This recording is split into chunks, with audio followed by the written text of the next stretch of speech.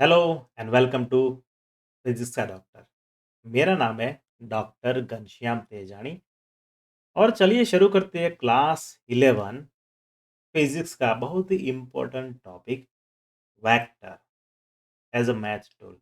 Vector multiplication और division by scalar. अगर scalar quantity के साथ वेक्टर को मल्टीप्लाई करते हैं तो क्या होता है। तो सबसे पहले लेते हैं हम, कोई हमारे पास ए वेक्टर है। सपोज ये हमारा हो गया ए वेक्टर, और इसको मैं कोई लैम्बडा स्केलर क्वांटिटी से मल्टीप्लाई करता हूँ तो मेरा क्या बन जाता है, मेरा नया वेक्टर बन जाता है, दूसरा वेक्टर बनता है, उसको बोलता हूँ मैं बी। तो रिलेशन क्या होगा इस दोनों में, बी वेक्टर जो होगा वो लैम्बडा टाइम्स ए वेक्टर बन जाएगा। इतना सा ही सिंपल सा लॉजिक इसमें है। अगर हमारा लैम्बडा पॉजिटिव वैल्यू है तो हमारा फाइनल मैग्नीट्यूड क्या बनेगा, lambda times A, lambda times A, and वही डायरेक्शन में रहेगा। अगर यहाँ पर लैम्बडा की वैल्यू नेगेटिव है, अगर माइनस वैल्यू है तो क्या होगा, तो यहाँ पर डायरेक्शन फ्लिप हो जाएगी, उल्टी डायरेक्शन पर बी हो जाएगा with the lambda times magnitude, और we can take minus lambda time magnitude. अगर माइनस लैम्बडा टाइम्स मैग्नीट्यूड लेना है तो डायरेक्शन फ्लिप नहीं करनी है, और अगर पॉजिटिव लैम्बडा लेंगे तो डायरेक्शन हमें फ्लिप करनी है। बहुत ही सिंपल सा फॉर्मूला है। और अगर डिवीजन लेते हैं, अगर कोई एम है, उससे मुझे वेक्टर को डिवाइड करना है तो नया वेक्टर बन जाएगा। मेरा ये लंबा सा वेक्टर है ए, और नया वेक्टर जो बन जाएगा, से फॉर एग्जांपल बी वेक्टर है इज इक्वल टू 1/m ए, तो ये छोटा सा वेक्टर, छोटू वेक्टर जो है वो उतना टाइम डिवाइड हो जाएगा। रूल तो वही रहेगा, यहाँ पर रूल में कुछ भी फर्क नहीं रहेगा। क्या रूल है, for 1 divided by m is a non-zero value, magnitude become 1/mth times of a। जो बड़ा था अब हमारा वेक्टर हो जाएगा छोटा। अगर ये वैल्यू पॉजिटिव है तो डायरेक्शन वही रहेगी, अगर नेगेटिव है तो डायरेक्शन चेंज हो जाएगी। और दोनों जो है, पुराना वेक्टर और नया वेक्टर जो है, वो दोनों कोलिनियर होंगे। दोनों कोलिनियर होंगे मतलब प्रॉपर्टी आप यहाँ पर b is equal to lambda A की प्रॉपर्टी लग जाएगी, सिर्फ उसका टाइम्स हो जाएगा मल्टीप्लाई बाय लैम्बडा और मल्टीप्लाई बाय 1/m। बहुत सा सिंपल सा है। चलिए एग्जांपल लेते हैं। Example number 2, a physical quantity m is equal to 3 kilogram is multiplied by vector a bar such that f bar become mass multiplied by acceleration। ये तो हमें पता ही है ना, मास मल्टीप्लाई बाय एक्सेलरेशन होता है। तो यहाँ पर सबसे पहले हमें डायरेक्शन चाहिए, नॉलेज ऑफ डायरेक्शन चाहिए। तो यहाँ पर सिंपल आप याद रख लीजिए, एन ई डब्ल्यू एस, उल्टा एन दौड़ लीजिए, यहाँ पर उल्टा एन बना लीजिए यहाँ पर। So N E W S news is required for the direction. अब क्या लिखा है, physical quantity M is equal to 3 kilogram. तो एम जो हुआ किलोग्राम में और उसकी वैल्यू जो है वो 3 है, तो ये तो हो गई स्केलर क्वांटिटी, स्केलर में डायरेक्शन नहीं लगेगा। अब दूसरा जो है वो ए बार, वो है वेक्टर क्वांटिटी, और वेक्टर क्वांटिटी होगा तो डायरेक्शन ढूंढना पड़ेगा। तो दो ऑप्शन दिए हुए हैं। सबसे पहले दिया हुआ है ए बार 3 मीटर पर सेकंड स्क्वायर टूवर्ड्स अर्थ, मतलब कि यहाँ पर इस डायरेक्शन में लगेगा, इस डायरेक्शन में लगेगा, एग्जैक्ट ई के ऊपर जाएगा। कितना है, ए बार यहाँ पर लगेगा 3 मीटर पर सेकंड। सही है। तो एफ इजिकल टू एम है, यहाँ पर एम रख दीजिए, यहाँ पर ए रख दीजिए, और यहाँ पर डायरेक्शन दिखा दी ईस्टवर्ड। आंसर क्या है, 9 न्यूटन ईस्टवर्ड। अब आंसर पॉजिटिव है मतलब डायरेक्शन फ्लिप नहीं होगी, डायरेक्शन चेंज नहीं होगी। दूसरा है A bar is equal to -4। क्या आएगा, A bar is equal to -4, direction है नॉर्थवर्ड, ऊपर की डायरेक्शन है। ले लेते हैं आंसर, एफ 3 × डायरेक्शन क्या है, नॉर्थवर्ड, ऊपर की डायरेक्शन। लेकिन माइनस, अगर मैं इसको डायरेक्शन को माइनस को नेगेटिव वेक्टर करूँ तो उसका हो जाएगा ऑपोजिट। मतलब नेगेटिव नेगेटिव पॉजिटिव बन जाएगा और डायरेक्शन हो जाएगी साउथवर्ड साउथवर्ड। तो ऐसे नेगेटिव वेक्टर का यूटिलाइजेशन ऐसे होगा और मल्टीप्लिकेशन का वही होगा। यहाँ पर 3 जो है m का वेट है वो हो जाएगा स्केलर वेक्टर और उसके साथ मल्टीप्लिकेशन। अब लेते हैं triangle rule of addition.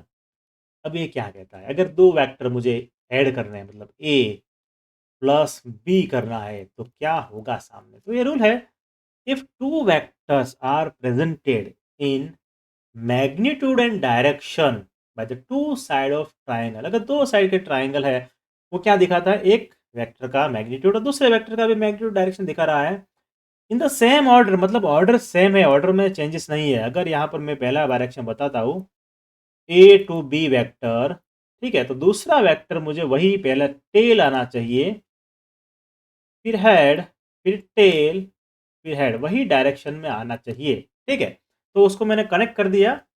Then their resultant is represented in the magnitude and the direction by the third side. तो उसमें क्या बताएगा, जो तीसरी साइड जो बच गई ना, तो तीसरी साइड है वो दिखाएगा, उसमें मैग्नीट्यूड दिखाएगा और डायरेक्शन भी वो दिखाएगा। लेकिन क्या है यहाँ पर, ऑर्डर जो है ऑपोजिट होना चाहिए। यहाँ पर हेड पहले आएगा, टेल हेड, यहाँ पर आएगा पहले हेड फिर टेल फिर टेल, ये याद रखना है। फिर से देख लेते हैं यहाँ पर ए बी वेक्टर चलो ले लेते हैं, उसका ए बार, तो यहाँ पर आएगा सबसे पहले टेल और उसका हेड। अब उसके ऊपर कनेक्ट करना है सी डी, उसको ले लेते हैं बी वेक्टर, तो यहाँ पर पहले आना चाहिए टेल, हेड के ऊपर टेल आना चाहिए, फिर हेड आना चाहिए। तो यहाँ पर हो जाएगा ए बार प्लस बी बार। अगर ऐसी कंडीशन है, हेड को टेल से जोड़ा है, तो मतलब आप ए प्लस बी लिख सकते हो। और सामने फिर यहाँ पर आ रहा है हेड, तो यहाँ पर आ जाएगा इक्वल ए डी, जो भी है उसका। चलिए थोड़ा डिटेल में समझते हैं ना, स्टेप से समझते हैं। यहाँ पर ड्राइंग में दिया गया है, सबसे पहले हमारे पास दो वेक्टर है, A is equal to A B, इसका टेल है, यहाँ पर इसका हेड है। दूसरा वेक्टर है सी डी, यहाँ पर उसका टेल है, यहाँ पर ऊपर है इसका हेड है। ठीक है, तो क्या करना है, tail of one vector coincide with head of other, तो उसको मुझे रीमूव करना है, इसको मुझे मूव करना है, कोई भी एक वेक्टर को मूव कर दे, इसको इसको यहाँ पर मूव करते हैं। तो क्या है, यहाँ पर इसका जो टेल है सी डी वेक्टर का, दिस इज सी डी, उस पिछले जो वेक्टर था उसके हेड के ऊपर आना चाहिए। यहाँ पर खास याद रखना है, उसके हेड के ऊपर आना चाहिए। तो क्या बताते हैं उसके आगे, then join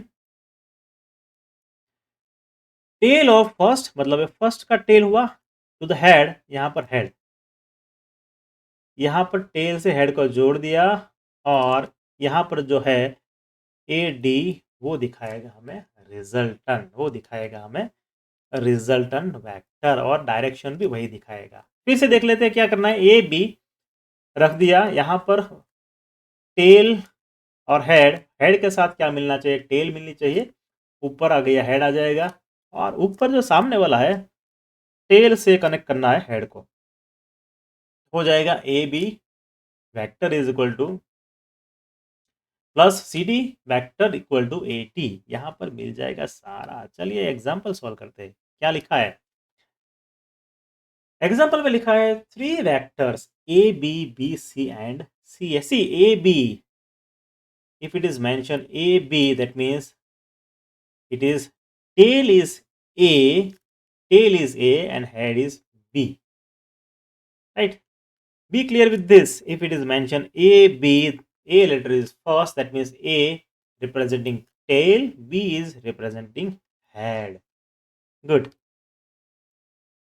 By the three side of the triangle as shown in figure, show that ab plus bc plus ca is equal to 0. Now see, if you see the triangle, it is here something about A to B, and there is another connection B to C. For this connection, we know rule AB bar plus BC bar, right? And third connection should be in the opposite side, like that.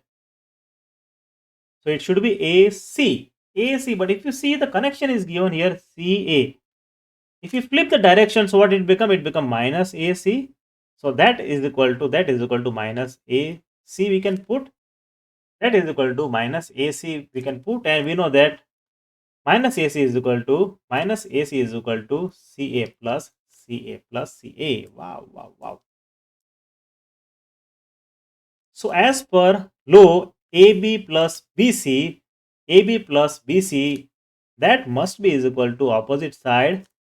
That means here tail to head connection should be there to become equal. So here AB bar head to tail connection, it is fine. BC bar, so that means AB plus BC we can write. Then that should be head to head connection. If you want to write equal, so it become opposite one. It become AC. And to have a negative vector, AC is equal to minus CA, right? See, the place is very important here. Place is very important. Here AC is not equal to CA. Remember. And the flip the direction, you will have the answer. Very simple, very simple. Let's have another one. Question number 1 is mentioned here. So it is clearly mentioned that try yourself. If you don't solve unsolved example, अगर आप unsolved example solve नहीं करोगे तो कभी subject में confidence कभी नहीं आता है. अनसोल्व एग्जाम्पल इज अ की टू लर्न, करना ही है. और जब सॉल्यूशन का आंसर आता है और वो भी करेक्ट, तब मिलता है परम आनंद. चलिए परम आनंद लेते हैं. क्वेश्चन नंबर 1 में क्या लिखा है? Find the net displacement of a particle from its starting point if it undergoes two successive displacement. क्या दिए है? S1 20 मीटर दिया है नॉर्थ वेस्ट, 37 डिग्री नॉर्थ से वेस्ट दिया है. 20 यहाँ पर ले लीजिए, यहाँ पर लेंथ होनी चाहिए 20. इसको कन्वर्ट कर दीजिए सेंटीमीटर में या तो मिलीमीटर में, what ever scale you want. और दूसरा दिया है नॉर्थ वेस्ट S2 दिया हुआ है, ये वाला S1 हो गया. S2 कहाँ पर दिया है? 50 नॉर्थ ईस्ट. पहला दिया था यहाँ पर दिया था, दूसरा यहाँ पर है. लंबा खींच दीजिए डिस्टेंस 50 और इसको सॉल्व करना है. होमवर्क में प्रॉब्लम दिया है, आंसर मुझे कमेंट में दीजिए. दूसरा एक होमवर्क प्रॉब्लम ले लीजिए आप, यहाँ पर वीडियो पॉज कर दीजिए और यहाँ पर ही सॉल्व करो ना. क्या लिखा है? Find magnitude of B, direction of resultant AB. B makes angle 37 degree. B makes angle 37 degree. This is B. C makes 53. This is C. With x-axis and A has magnitude 10, C has magnitude 5. Wow, wow. A bar is given 10, C bar is given 5. So solve. You should solve this. Why don't you solve? Solve it. And comment me the answer. एक और question पूछ लिया. हाँ तो solve करना पड़ेगा ना. ज्यादा जितना सॉल्व करोगे क्वेश्चन उतने ही आपका पक्का होगा ये वाला चैप्टर. क्या है? A boy moves 5 metre south में मूव हो रहा है. यहाँ पर गया कितना? 5 metre. Then 3 metre in the direction 30 degree. Then यहाँ पर 30 डिग्री यहाँ पर घुमा. यहाँ पर कहाँ घुमा? नॉर्थ में घुमा ना. ठीक है, जो भी है आप सॉल्व तो कर लेंगे मेरे ख्याल से, आराम से कर लेंगे सॉल्व. आगे बढ़ते हैं. लो ऑफ पॉलीगॉन का लो क्या कहता है? This law is an addition of triangle. Law ही ट्राइंगल वाला ही लो है. अब यहाँ पर जो ए है यहाँ पर बनाते तो क्या करना है? ए बार यहाँ पर आ गया, सबसे पहला आ गया ए बार. फिर से बनाते हैं, अच्छा नहीं बना है तो फिर से बना लेते हैं.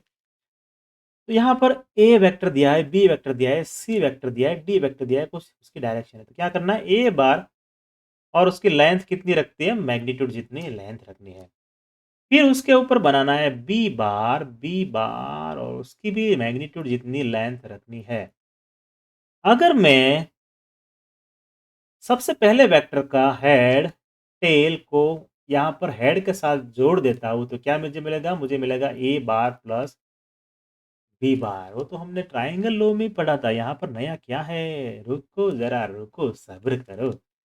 यहाँ पर तीसरा वेक्टर दिख रहा है मुझे सी, यहाँ पर दिख रहा है वर्टिकल जा रहा है। तो यहाँ पर मैंने दूसरे वेक्टर के हेड के ऊपर टेल लगा दिया, यहाँ पर टेल, यहाँ पर हेल, एच टी मिलना चाहिए वरना प्रॉब्लम हो जाएगा। तो यहाँ पर मुझे मिलना चाहिए ये वाला। अगर मुझे इस तीनों का रिजल्टेंट चाहिए तो क्या करना है? तो क्या करेगा? यहाँ से लेना है मुझे, ये सीधी लाइन लेना है, अब राउंड लाइन मत लेना। तो क्या मिलेगा मुझे? मुझे मिलेगा ए बार plus B bar plus C बार। बढ़िया है। और अगर मैं उसके साथ चौथा वेक्टर कनेक्ट कर देता हूँ, देखिए मैग्नीट्यूड और डायरेक्शन मुझे वही लेना है। अगर डी बार का जो भी मैग्नीट्यूड है वही लेना है और डायरेक्शन एंगल भी मुझे वही लेना है। तो अगर मैं उसको टेल को हेड के साथ कनेक्ट करता हूँ तो मुझे क्या मिलना चाहिए? अब assume this is a straight line को एज्यूम कीजिए, वाली लाइन स्ट्रेट है, मेरी स्ट्रेट लाइन ऐसी ही बनती है। A bar plus B bar plus C bar plus D बार। यहाँ पर ग्राफिक्स में पूरा दिख रहा है। वही यही तो है पॉलीगॉन लॉ ऑफ एडिशन। अब जितने भी फोर्सेस है उसमें स्टेप वन में क्या करना है? Tail of vector coincide with the head of other. यहाँ पर मुझे लेना है, अगर बी बनाता हूँ तो बी वाला वेक्टर, पी वाला वेक्टर वही एंगल पर लेना है मुझे। बी वाला वेक्टर यहाँ पर आ गया, ठीक है। तो इसका मुझे आंसर देगा। फिर क्या करना है? सी वाला का मुझे यहाँ पर रखना है, वही वेक्टर सी वाला, और उसके बाद रखना है डी वाला वेक्टर। तो यहाँ पर मुझे मिल गया रिजल्टेंट, यहाँ पर मुझे मिल गया रिजल्टेंट, यहाँ पर मुझे मिल गया रिजल्टेंट। काफी सहला है। अब लो ऑफ पॉलीगॉन में क्या होता है, अगर हम प्लस या माइनस कुछ भी करते हैं तो यहाँ पर एक लो होता है, उसको बोलते हैं एसोसिएटिव लो। एसोसिएटिव लो क्या बोलता है? Rearranging of parenthesis. मतलब यहाँ पर अगर A plus B plus C, उसके जगह पर मैं A plus B plus D plus C लिख देता हूँ तो आंसर में कुछ भी फर्क नहीं पड़ेगा। और एक लेते हैं, एसोसिएटिव लो क्या बोलता है? Rearranging of parenthesis in an expression will not change the result. यहाँ पर मैं लिख देता हूँ B bar plus D bar plus C bar plus A bar, इससे रिजल्ट में कुछ भी फर्क नहीं पड़ेगा। समझे आप? तो उसको बोलते हैं एसोसिएटिव लो। याद रखना, एसोसिएटिव लो काम लगेगा बहुत सारा। यहाँ पर तो आपका होमवर्क प्रॉब्लम फिर से आ गया। क्या करना है? Determine the results of vector forces are given. Drawing में दिया गया है, उसका रिजल्टेंट चाहिए। तो क्या करोगे? यहाँ पर ले लोगे पहले F1 का स्केल। F1 आ गया यहाँ पर 800, तो चलिए यहाँ पर लेते हैं 8 सेंटीमीटर। कितना एंगल लेना है? 40 डिग्री लेना है सर। फिर क्या करना है? फिर कोई सा भी पकड़ लो यहाँ पर। चलो F3 पकड़ दे, F3 पकड़ दे। यहाँ पर मुझे लेंथ कितनी लेनी चाहिए? 120 लेंथ लेना चाहिए मुझे। तो यहाँ पर उसको कन्वर्ट कर दूंगा तो ये 12 सेंटीमीटर आ जाएगा। और थर्ड वाला जो पोर्शन है वही एंगल पर लेते हैं और इसको होगा 10 सेंटीमीटर। और यहाँ पर जो दिख रहा है, टेल को हेड के साथ जोड़ना है। खास याद रखना है, क्या करना है? यहाँ पर टेल को हेड के साथ जोड़ दो तो मिल जाएगा रिजल्टेंट एंड डायरेक्शन। मिल जाएगा रिजल्टेंट एंड डायरेक्शन। आप सॉल्व करो ये वाला क्वेश्चन और मुझे कमेंट में इसका आंसर दो। अब मेंशन करना question number 4 and answer is this. अगर आप मेथड लिख सकोगे तो सोने पर सुहागा बन जाएगा, आपके मुंह में घी शक्कर भी होगी। अब एक दूसरा भी तो लो है यहाँ पर। कौन सा है लो? आप लो लो मत करो ना। लो लो तो किसी और का नाम है। क्या है? Parallelogram law of addition. क्या बोलता है वो लंबा सा statement? If two vectors are represented in magnitude and direction. दो वेक्टर यहाँ पर दिए गए हैं, यहाँ पर वेक्टर ए दिया गया है, यहाँ पर वेक्टर बी दिया गया है। Direction by two adjacent side. अब यहाँ के ए बार को यहाँ पर मूव कर लेते हैं, यहाँ पर मूव कर लेते हैं और दूसरा बना लेते हैं, और ए बार को मूव करके यहाँ पर बना लेते हैं। तो इसको, तो ड्राइंग जो बना ना, इस ड्राइंग को क्या बोलते हैं? अगर ऐसा ड्राइंग बनता है तो शेप को बोलते हैं पैरेललोग्राम। सही जवाब। तो पैरेललोग्राम में क्या है? जो पैरेललोग्राम बन गया, ठीक है, ग्रेट है। तो उसमें क्या लिखा है, then the resultant is representing in magnitude and direction by the diagonal. अब डायगोनल यहाँ पर P पॉइंट से O पॉइंट को जोड़ दीजिए तो उसका मिल जाएगा बड़ा डायगोनल। तो ये जो लेंथ दिखाते हैं वो रिजल्टेंट दिखाएगा, और यहाँ पर सारी टेल मिलनी चाहिए, पूछ मिलाओ पूछ मिलाओ पूछ मिलाओ। तो सामने टेल से हेड पर मिल जाएगा डायरेक्शन। बीटा है वो ए का डायरेक्शन, अल्फा है एस का डायरेक्शन। कोई भी आप ले सकते हो, कोई भी आप ले सकते हो, वेरी सिंपल। चलिए डिटेल में थोड़ा समझते हैं ना। लो ऑफ पैरेललोग्राम क्या करना है, चलिए एज्यूम कर लेते हैं यहाँ पर है ए वेक्टर और बी वेक्टर, यहाँ पर दो वेक्टर हमारे पास दिए गए हैं। तो सबसे क्या है, सबसे पहले हमें दोनों वेक्टर के टेल टेल से टेल मिला। यहाँ पर ताल से ताल नहीं, टेल से टेल मिलानी है। अब क्या करना है, नेक्स्ट में क्या है, दो पैरेलल वेक्टर्स, यहाँ पर पैरेलल बी का पैरेलल यहाँ पर बी आ जाएगा, और ए का पैरेलल यहाँ पर ए आ जाएगा। तो हमें मिल जाएगी ड्राइंग नंबर, यहाँ पर जो बगल में दिख रहा है ए वाला ड्राइंग यहाँ पर मिल जाएगा। तो ऊपर वाली लाइन पैरेलल होगी, नीचे तो यह बन गया पैरेललोग्राम, ये बन गया पैरेललोग्राम। अब क्या करना है, डायगोनल दिखाओ, डायगोनल यहाँ पर से डायगोनल बनाओ, यहाँ पर से डायगोनल ऊपर सीधी लाइन में बनाओ। तो हो गया, नाम दे दे उसको ए बी सी डी। जो ए सी है, यहाँ पर जो ए सी है, अब घर पे लगा हुआ एसी नहीं है, ठंडी पवन वाली नहीं है एसी, यहाँ पर जो एसी डायगोनल है वो दिखाएगा रिजल्टेंट रिजल्टेंट और डायरेक्शन। यहाँ पर आ गया angle angle angle angle angle, theta या तो अल्फा बोलो बीटा बोलो, व्हाटएवर व्हाटएवर। तो बहुत ही इजी है सर, हाँ तो इजी है, इतना डिफिकल्ट नहीं है। रिजल्टेंट क्या है, आर यहाँ पर जो रिजल्टेंट है वेक्टर, वो ए वेक्टर प्लस बी वेक्टर होगा।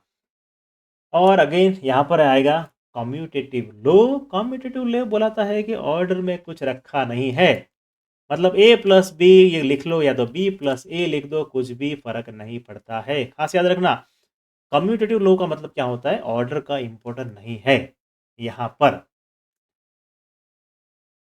और एक याद रखो, एंगल बिटवीन टू वेक्टर्स, यहाँ पर जो angle between two vectors theta,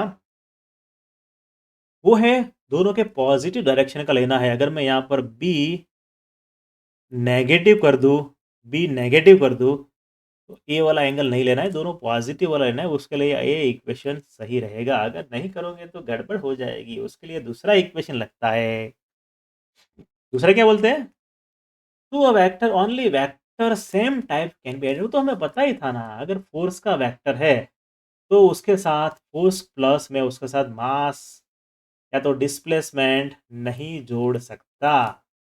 force का वेक्टर तो फोर्स ही मुझे छोड़ सकता है, वो तो पता ही है हमें।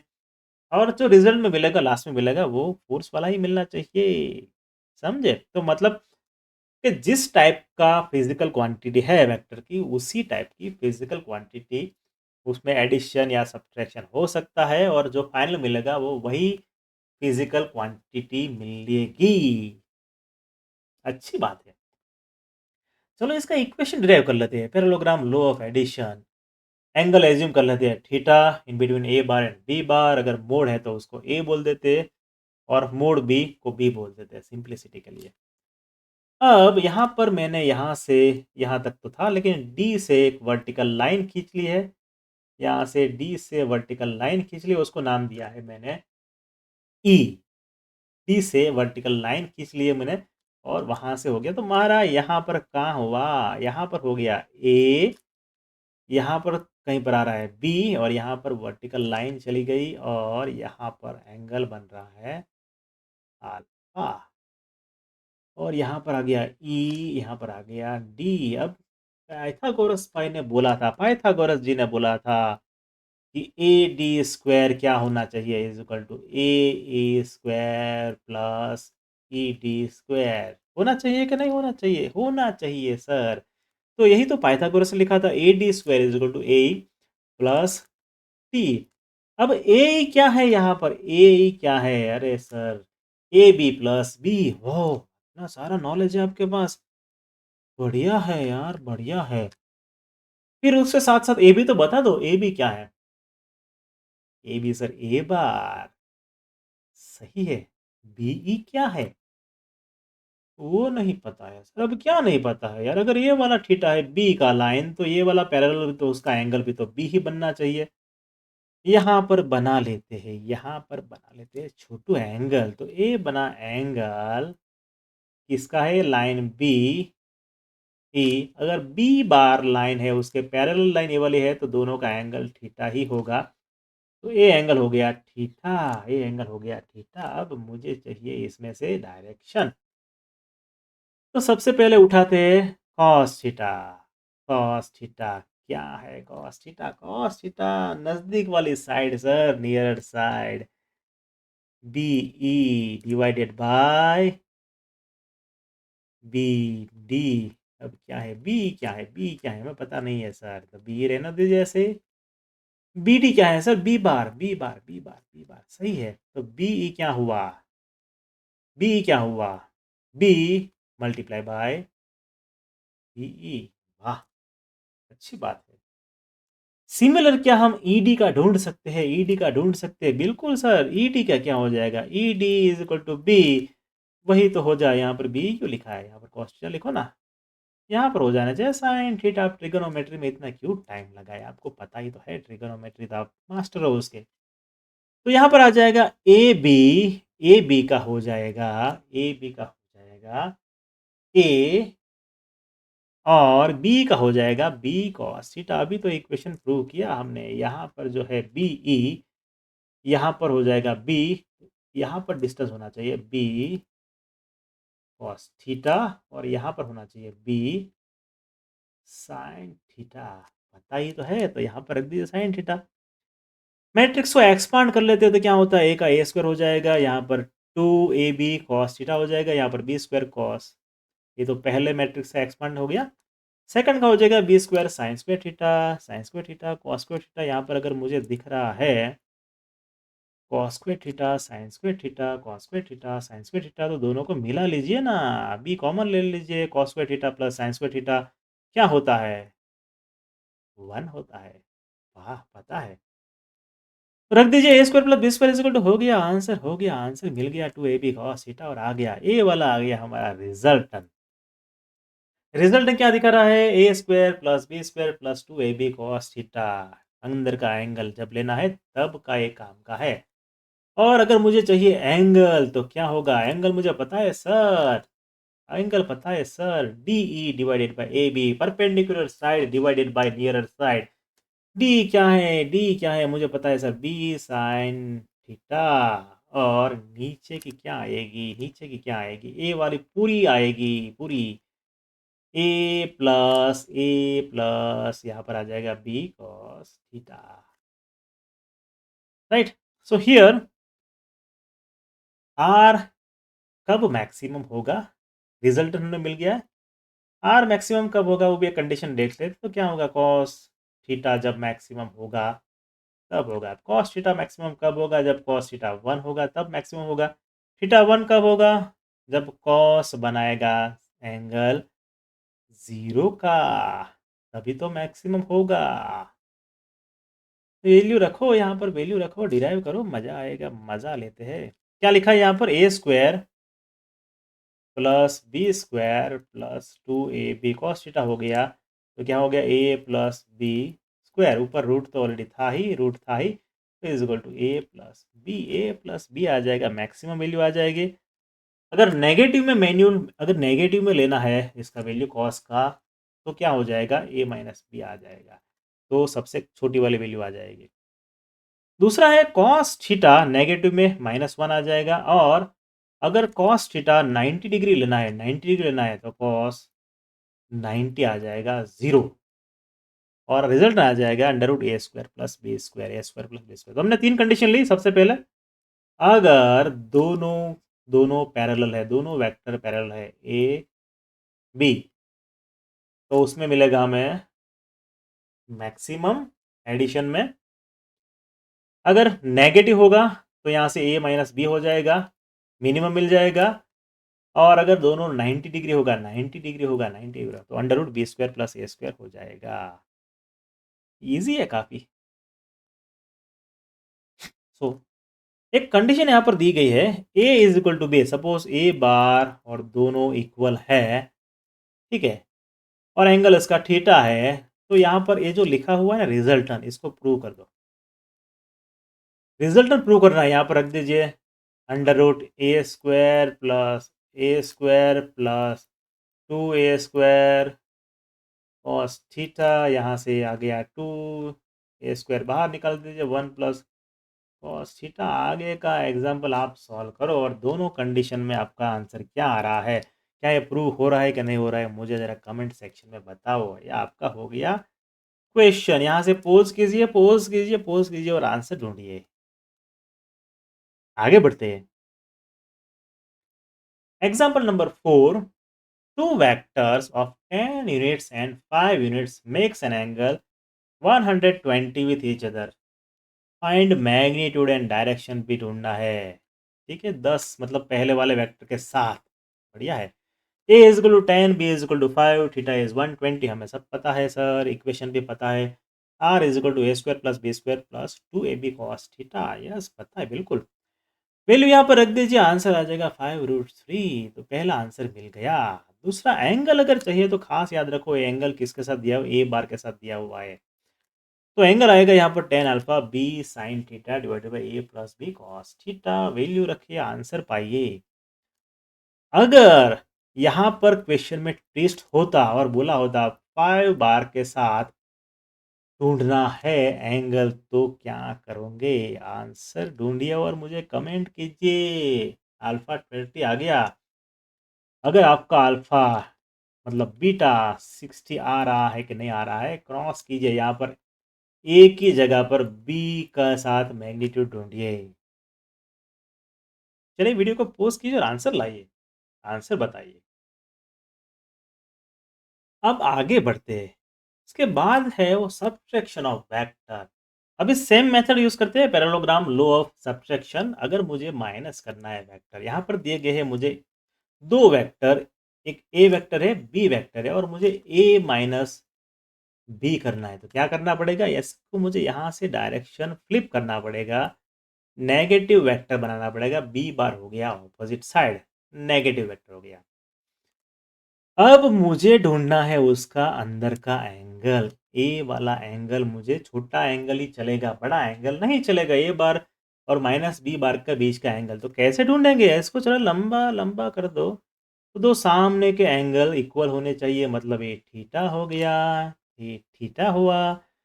तो अंदर का एंगल क्या होना चाहिए? अंदर का एंगल क्या होना चाहिए? टोटल होगा 180, तो अंदर का होगा 180। इसमें से ये वाला माइनस कर दीजिए पार्ट, तो हो जाएगा थीटा। थीटा यहाँ पर दिया गया है, यहाँ पर दिया गया है, बगल में ड्राइंग देख लेते। तो वही है, बी बार ऑपोजिट साइड भेज दिया और अंदर का जो एंगल है वो हो गया 180 डिग्री माइनस थीटा। सही है। अब इक्वेशन तो हमें पता ही है क्या है, as resultant is equal to a² plus b² plus 2ab cos। अब यहाँ पर थीटा की वैल्यू चेंज हो जाएगी, थीटा यहाँ पर है 180 minus theta. cos 180 minus theta क्या होता है बताओ? माइनस cos थीटा होता है, सही है। तो जब भी नेगेटिव वेक्टर बनना है तब हो जाएगा a² plus b² minus 2ab। यहाँ पर सिर्फ माइनस साइन आ जाएगी और कुछ भी चेंजेस नहीं है। याद रख लो, मगज में गुस्सा लो, ये चीज यहाँ पर ही सिर्फ चेंज है, बाकी कुछ भी चेंज नहीं है। रिजल्ट क्या था? बी साइन यहाँ पर थीटा था, उसका आ जाएगा 180 माइनस थीटा।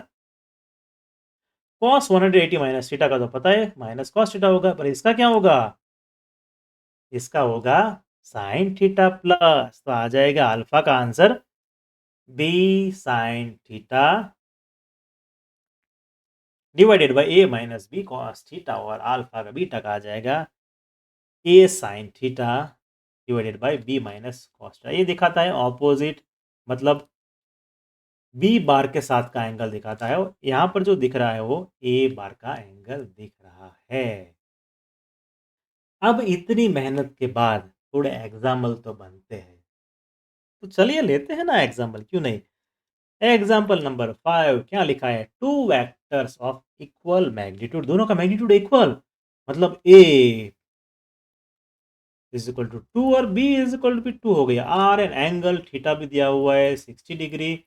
टू इज इधर find the magnitude and the difference, plus और माइनस दोनों ढूंढना है, दोनों ढूंढना है। यहाँ पर गिवन डेटा लिख लिया हमने। इक्वेशन क्या है, A bar B bar is equal to, resultant आ गया A square plus B square plus 2 A B cos theta. ये तो प्लस का हमें पता ही है, वैल्यू रखिए, A is equal to 2, B is equal to यहाँ पर हो जाएगा 4, यहाँ पर हो जाएगा 4, यहाँ पर हो जाएगा 4, मल्टीप्लाई बाय कॉस का क्या होता है यहाँ पर 2, 1 ऑफ 2, 4 4 4 4 4, क्या हो जाएगा आंसर, आंसर आंसर नहीं दिख रहा है सर। आंसर आता है √12, मतलब 2√3। और अगर नेगेटिव का चाहिए तो क्या होगा, यहाँ पर नेगेटिव साइन आनी चाहिए। So under root A square plus B square minus 2ab, A है नेगेटिव ए माइनस बी का इक्वेशन। रख दीजिए वैल्यू, यहाँ सारी वैल्यू रख दीजिए और यहाँ पर आपको आंसर मिलेगा 2। और एक क्वेश्चन की बारी आ गई। Example number 6, find A plus B and A minus B, दोनों ढूंढ लो ना सर। क्या है गिवन, 4 यूनिट दिया हुआ है ए बार का और बी बार का मैग्नीट्यूड है 3 यूनिट और एंगल दिया है थीटा 60। रख दिए यहाँ पर इक्वेशन में, पता ही है R is equal to A square plus B square plus 2ab cos theta. Value रख दीजिए, यहाँ पर आएगा √37। आप अपने हिसाब से कर लीजिए, वही आंसर आएगा। Angle tan alpha is equal to b sin theta by a plus b cos theta।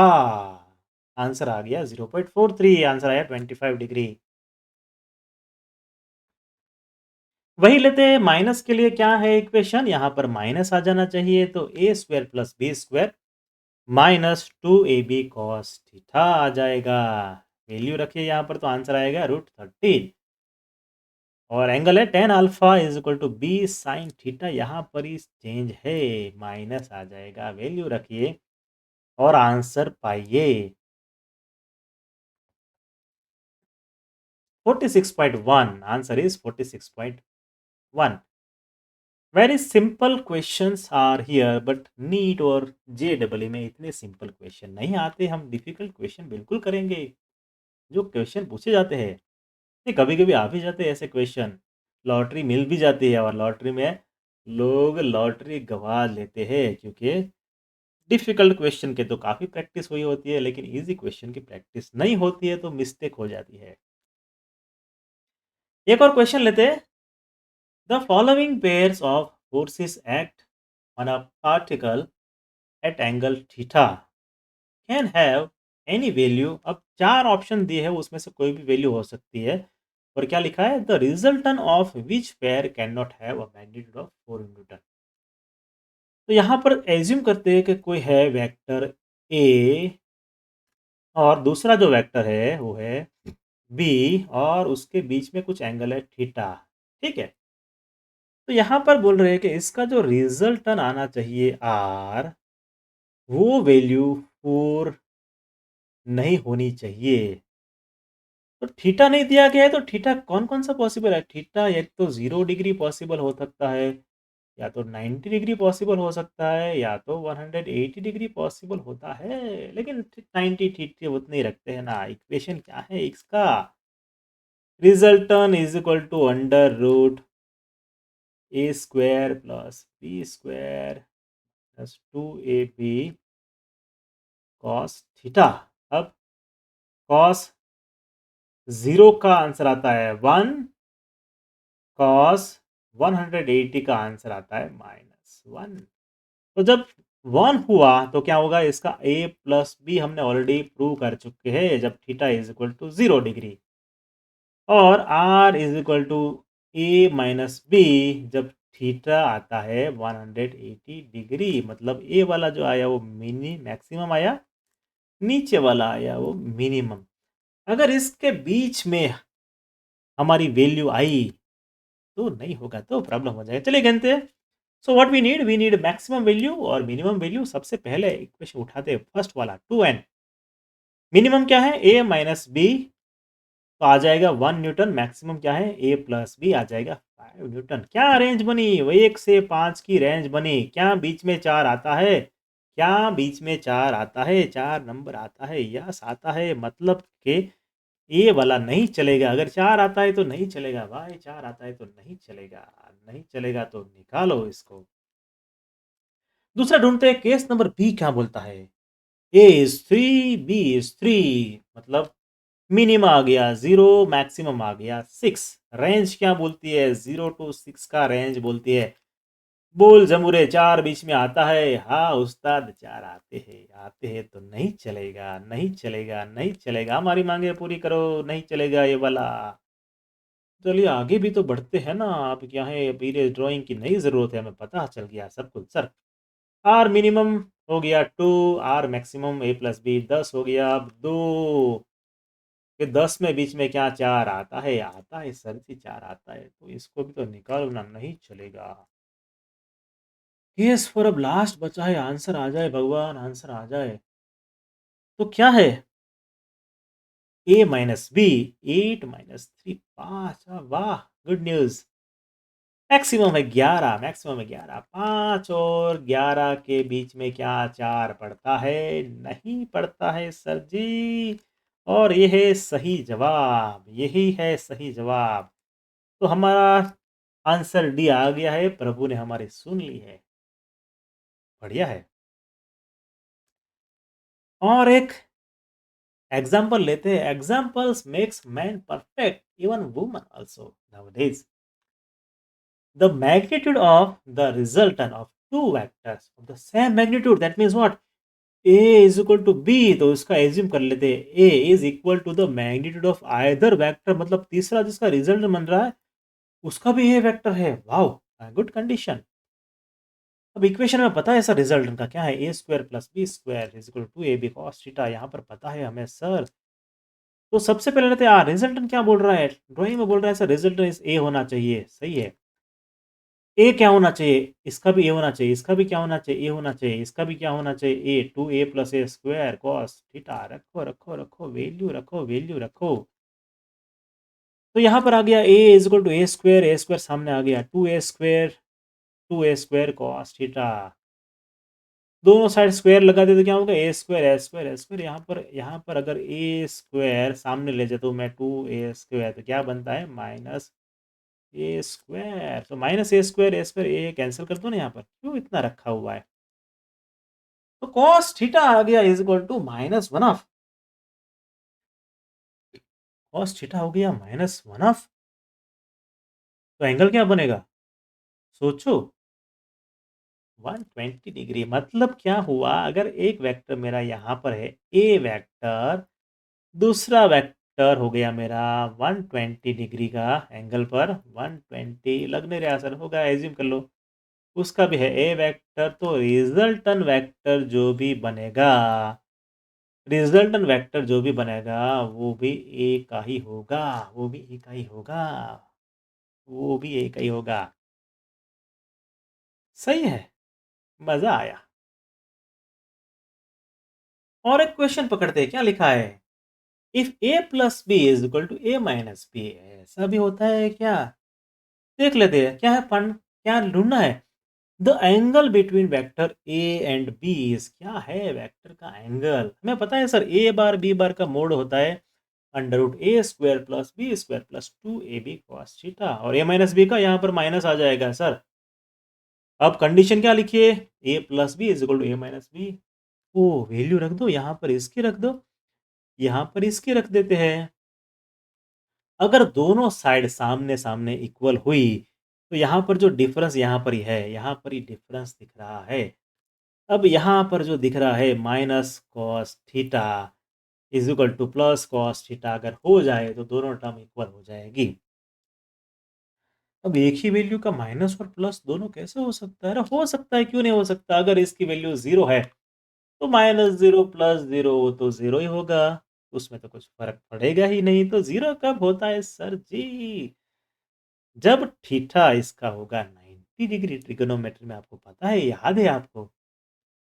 तो बड़ा अच्छा क्वेश्चन था क्वेश्चन नंबर 9। आगे बढ़ते हैं, क्या लिखा हो आपको खुद को करना है, करोगे ना? चलिए करिए यार, सॉल्व करने से ही तो कॉन्फिडेंस बढ़ता है। लिखा है two vector A is equal to 2, B is equal to 5 are at 60 degree angle. Find the magnitude and direction, sum and difference दोनों दिन ढूंढना है। इक्वेशन तो आपको पता ही है, सॉल्व कीजिए। दूसरा है find the resultant of two vector A is equal to 4।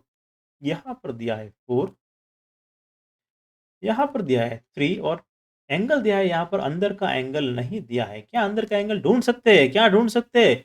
बिल्कुल सर, 100 माइनस 60 माइनस 30 जो बचा वो एंगल उसको ढूंढ लीजिए और आंसर पाइए। अब आंसर जो भी आता है वो मुझे कमेंट सेक्शन में लिखिए, क्वेश्चन नंबर लिख दीजिए, उसके पीछे अपना आंसर टाइप कर दीजिए। तभी तो पता चल जाएगा कि आप पढ़ रहे हो कि मस्ती कर रहे हो।